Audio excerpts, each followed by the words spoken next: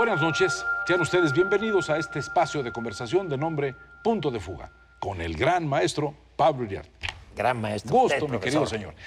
Yo quisiera hablar hoy, maestro, sobre algo que para mí es muy preocupante. La soledad era la gran virtud de la condición humana. La soledad era una especie como de un capullo que protegía a los seres humanos de las agresiones externas, del comentario viperino, de todo este enorme proceso doloroso, la mala broma que es existir. ¿Sí? La soledad era provocado por la construcción de la realidad de los seres humanos. La soledad era lo que le permite a usted estar en medio de 300 personas con una opinión individual, con una opinión particular, saber que usted es diferente a los demás, pero esa soledad era cobijante, era el espacio de la intimidad, el lugar extraordinario de las cosas. Cuando la soledad se desgarra, empieza el aislamiento. Ya el ser humano deja de ser alguien creativo y empieza a entrar en una pavorosa crisis. Creo que en este momento, maestro, la soledad, que era la gran virtud de los seres humanos, está empezando a convertirse en un gran padecimiento. Personas que no quieren convivir con los otros. Sí, profesor, de acuerdo. Los valores han cambiado, los valores han cambiado. La soledad, como usted la describe y como la describe, porque este gran filósofo alemán que no se le ha hecho justicia, Schopenhauer, tal vez porque era un poco misógino. No era un poco, él era misógino. Pero era notable, Schopenhauer. Decía, sí. Solo los espíritus superiores buscan la soledad. Esos valores han cambiado. Ahora lo que importa es la extroversión. Una persona extrovertida, bromista, que habla todo el día, tiene un gran valor social, y de la persona introvertida se desconfía. Este es muy introvertido, seguro no tiene opinión o es una persona débil de carácter. Un presidente extrovertido llena todos los espacios, tiene popularidad con naderías. El poder está en el parlante. Exacto. Y un presidente introspectivo que decide tomar distancia para distinguir lo verdadero de lo aparente y tomar las mejores decisiones, es visto como un irresoluto, timorato, débil, e indeciso y débil. Los valores cambiaron, profesor. Déjeme decirle ejemplos de grandes solitarios que hicieron grandes cosas. En las letras, un gran espíritu del romanticismo alemán, Hölderlin. Hölderlin es un hombre que convive con los demás y se da cuenta de que hay que guardar silencio porque hay demasiadas palabras sueltas, porque hay que ser responsable con la existencia. Hölderlin es un hombre que empieza a darse cuenta de que a una pregunta no hay una respuesta, sino múltiples respuestas de acuerdo a lo que necesites. Hölderlin se va a los bosques, ¿sí? Y se retira, se pierde Hölderlin en un exilio de 8 o 9 años donde baja hecho un salvaje, maestro. Echa pelos largos, olor espantoso, una palabra lúcida, una idea. La gente le tenía miedo, pero de ese salvaje que encontró en la soledad un proceso infinito de entendimiento, nacen los poemas del gran Hiperión, que es una grandiosidad sobre la condición humana. El Hölderlin, que es la gran figura del romanticismo, del segundo romanticismo, que ya es más radical, antes de entrar al tercero, que son las guerras, que ya es la parte torcida del romanticismo. Ese es un ejemplo de un gran solitario, maestro. Qué maravilla. Yo me voy a los tiempos más modernos. Bueno, podríamos remontarnos, ahora que usted conversaba de esto de retirarse, me acordé de Heráclito de Efeso. Heráclito se fue, dijo, yo no soporto esta ola de ignorantes y tener que conversar con esta chusma. No, yo me voy. Y se vivía en una cueva en Efeso, bueno, en la antigua Efeso. Ahora es una ciudad grande y se conserva la parte histórica que algún día, si tienen la oportunidad, vean, aunque sea en película. Ahí estaba una de las grandes maravillas, que era el templo a Artemisa. Bueno, pero en lo actual, Stanley Kubrick. Creo que es uno de los mejores y mayores cineastas del siglo XX, el director de Naranja Mecánica, Es un Odisea campo del espacio. del Doctor Insólito, maestro. Sí, el señor, y claro, de Shining, El Resplandor. El Resplandor. Y él se va, él era de Nueva York, si no me equivoco, y se va a Londres a filmar y dice, yo aquí me quedo. Y se retira, se va y sigue trabajando, pero en un lugar fuera de Londres, y no deja que venga prensa, que no venga nadie. Él se queda en la soledad, pero no por ese espíritu de Heráclito, no, porque era muy tímido, era tremendamente tímido.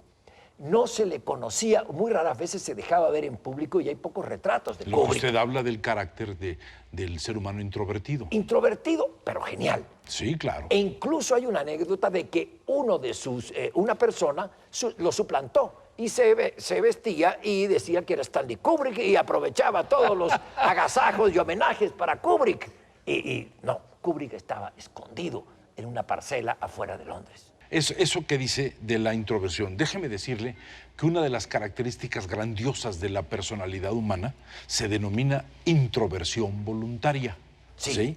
La introversión, cuando no es voluntaria, o hay un enorme temor de vida o hay una enorme timidez en la existencia. La hermana silenciosa de la pereza, la timidez. La introversión voluntaria es el proceso de raciocinio, de razonamiento, donde uno, por voluntad, se interna en los laberintos de uno mismo para poder salir con una idea creativa.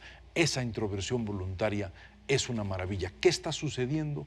Nos estamos volviendo introvertidos, pero no por voluntad, sino por padecimiento. Estamos viviendo épocas de aislamiento, maestro, por miedo, por ansiedad y por enojo. Y también sí, tiene usted toda la Eso razón. es el principio, podría ser Y principios creo del que hay aislamiento. que comprender a una persona en una familia, alguien que es introvertido o se le estigmatiza. Y eso lo vemos cotidianamente. Cuando hay personas que tienen otra idea del éxito y tienen que no les interesa ser famosos y no les interesa ser ricos, les interesa estar en paz y ser felices. Le pongo el caso de Syd Barrett. Syd Barrett, el gran vocalista de Pink Floyd. El tipo se retiró a los 32 años. Barrett tenía otra idea del éxito.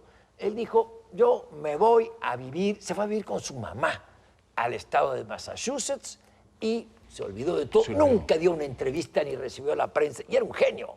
Syd Barrett, vocalista de Pink Floyd. Maestro, está hablando de la gran banda del siglo XX. Sí, y se dedicó a cultivar el jardín, la huerta y a pintar. Y nunca más se supo de Syd Barrett. Hay otro tipo de soledad, que es una soledad creativa, que es verdaderamente formidable. La tristeza que te puede agobiar, el sentido de cambio que quieres tú lograr diciendo palabras que otros no se atreven, pero hay una tristeza que puede ser hace al hombre muy vulnerable.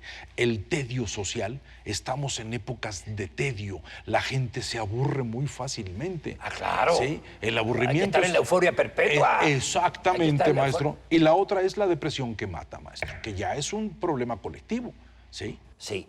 Yo quiero tocar brevemente Maestro, otra soledad, adelante. la soledad del poder.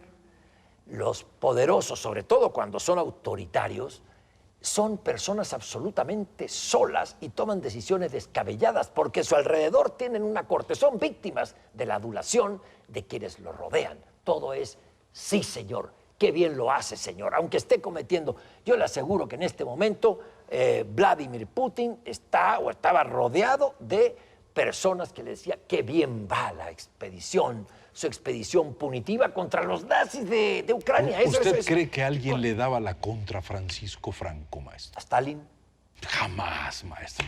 Un Jamás. señor que bostezó en un discurso de Stalin fue mandado a Siberia. Y ¿cómo se llama? El demente que gobierna Corea del Norte, Kim Jong-un. Ese señor. Kim Jong-un, uno de sus ministros, parpadeó en un discurso de Kim Jong-un y fue no solo asesinado, brutalmente asesinado porque lo echaron a los perros. Ahorita, en el siglo XXI, profesor, es decir, la soledad del poder los convierte en perfectos idiotas. Es gobernante que se queda solo, gobernante que pierde conexión con la realidad. Sí.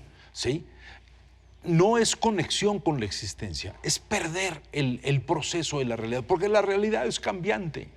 Nuestra realidad en este momento no es la misma que hace 10 años, no es la misma que hace un año. La realidad se viene modificando, es el principio sacro del hombre. El hombre construye realidades para sobrevivir en la existencia. Sí. ¿Sí? Cuando el líder entra, ese es un gran tema, entra en procesos de soledad y lo único que hay a su alrededor es silencio, él se vuelve delirante y paranoide, maestro. Sí, claro. Y entonces se vuelve una bomba de tiempo. Sí.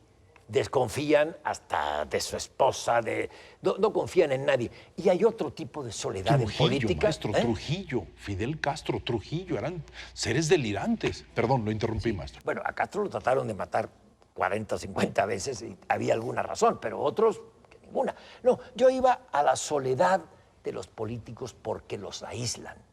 Quienes lo rodean a veces son muy astutos y los aíslan en una burbuja, bajándole el autoestima. Un muy reciente expresidente de México, pues fue aislado en una burbuja y no se atrevía a dar entrevistas. El avión presidencial enorme iba solo, vacío, porque le decían, no, usted no opine, presidente, no dé entrevistas, presidente. Cuidado, lo hacían ver como un enclenque intelectual y lo llenaron de inseguridades.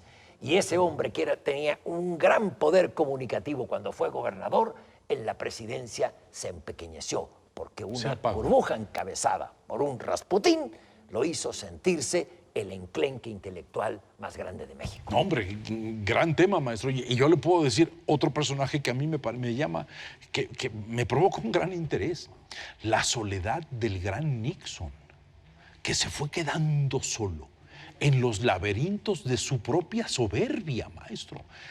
Tenía enemigos por todos lados y cuando el inglés que no me acuerdo, le hace una entrevista, Frost no se llamaba, el inglés y le pregunta por qué hizo lo que hacía. Claro, la gran entrevista Frost Nixon. Sí, y entonces pero gana Nixon cuando ¿no? le pregunta por qué hizo eso, Nixon. Nixon dice, porque pensé que el presidente de los Estados Unidos podía hacer cualquier cosa.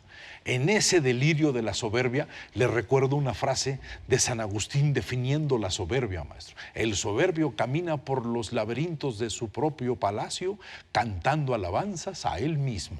Es verdaderamente grandiosa la explicación de San Agustín. ¿Sí? Eso le pasaba a Nixon, enloquecido. Dicen, es el único pecado que los dioses no perdonan.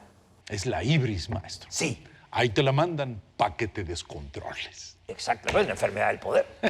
Maestro, infinitamente agradecido. Y solamente quisiera decirles, ser humano que queda solo, deja de ser soberbio y entra en una palabra que se llama arrogancia. Arrogancia quiere decir apropiarse de. El arrogante, si piensa que se apropia de su propio delirio y de su propia destrucción. Hay que tener cuidado con nuestras palabras y con pensamientos sanos si queremos gobernar. Gracias, maestro, profesor, por este espacio. Siempre es un placer. Y nos veremos aquí el próximo sábado en este espacio de conversación de nombre Punto de Fuga.